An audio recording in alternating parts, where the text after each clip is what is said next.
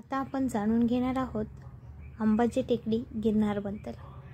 अंबाजी मातेचं मंदिर येथे 5000 पायऱ्यांवरती स्थित आहे आणि अंबाजी मातेचं मुख्यत्व वैशिष्ट्य म्हणजे 8व्या शतकातील हे मंदिर असल्याचं सांगितलं जातं।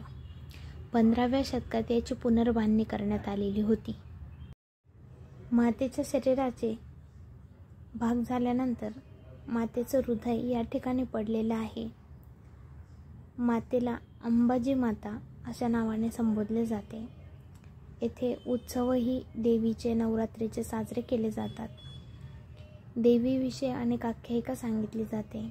रामायणामधील आणि महाभारतामधील आख्यायिकाही देवीच्या प्रचलित आहेत। निर्गुण रूप देवी मंदिर अतिशय पुरातन असून आतील बाजूस अतिशय सुंदर घुमटावर नक्षीकाम केलेले आहे।